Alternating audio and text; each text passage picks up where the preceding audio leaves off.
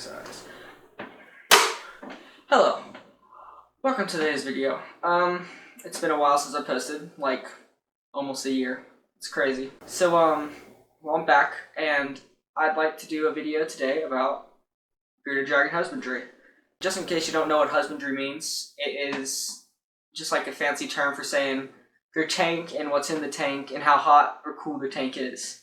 So like, it's pretty important stuff, because I don't think I'd want to have a bearded dragon and, you know, just, it's not like a dog. I'm going to start off with the terrarium or tank, whatever you want to call it. So tanks can be pretty pricey, so you can get them online used or brand new. I got mine used, but you want to have it, the smallest I recommend is like a 40-gallon breeder tank, and they're a good size that you can have through their whole life.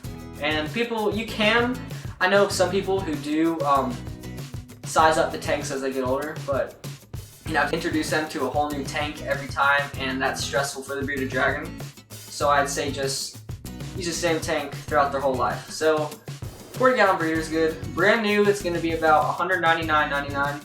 It's a little pricey, but that's new. You can look for them used on Craigslist, Let Go, various other sites. I don't know where you're looking, but you can probably find one. I have a 75-gallon just regular tank. It was actually for fish, but it's wide enough and long enough that he can last in it his whole life, so I got that one used. And it was 75 gallons for 75 bucks, which was a pretty darn good deal. So yeah, you want to make sure you have a good sized tank. So next I'm going to be talking about hides and various other objects in the tank. So depending on the size of your tank is depending on how many things you can fit in your tank.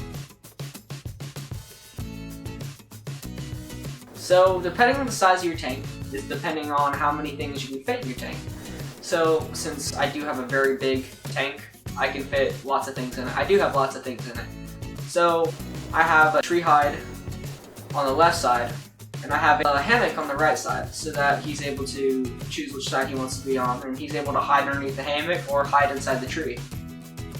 So he also has a huge hammock almost spanning the length of the tank that is hung on the wall on only one side, and it touches the ground. So he's able to come up and sit on that hammock and look at what I'm doing in my room. And he also has a heating rock. I know there's a lot of like people who have different opinions on heating rocks, but so far I've seen that it's not hurt him.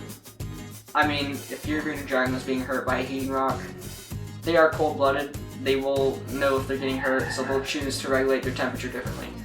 So I also have logs and other things in his tank to spruce it up a bit, like a fake aloe plant, different things. Pretty much what you think will look cool and what you think your bearded dragon will like.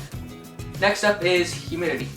So humidity and the next one, which is temperature, are going to go hand in hand. So humidity and temperature are about the same importance. Humidity needs to be around 30 to 55%. And if it gets any higher than that for too long, your bearded dragon can end up getting sick. You don't want that. So you want to keep your humidity pretty low, and a way you could do that is keep various other objects like real plants out of there, any wet paper out of there, anything that absorbs moisture you want to keep out of there. And have a humidity gauge to keep an eye on how much humidity is in the tank. Next is temperature. So you want to have your temperature around, like just whole tank temperature needs to be around 75 to 85 degrees Fahrenheit. And the basking side, which is like the hot side, needs to be around 100 to 105 degrees Fahrenheit. And the cool side needs to be 75 to 85. Because they need to be able to regulate their temperature because they're cold-blooded, and they use outside sources to control their temperature.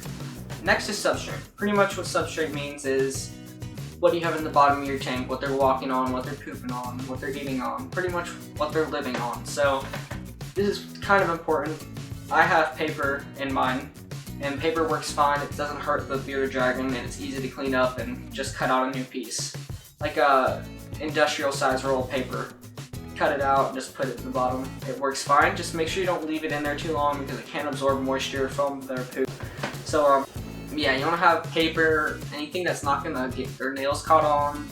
No sand at all. No sand at all. If you use sand in there, if it's calci sand, then if they eat it, they can get compacted or impacted very easily and could die from that, and that's not good, or be a very pricey vet bill. and I don't think you want to have that. So paper, carpet, it's worked pretty well for me. Paper and carpet, tiles can work, just don't use the sand. If you can find something that you have that might be better, I don't know, like a felt or stuff like that can work. So pretty much whatever you think is going to be good for the bearded dragon and good for you. Alright, well I think that concludes today's video. I hope you enjoyed. Please consider liking and subscribing, and I'll see you next time.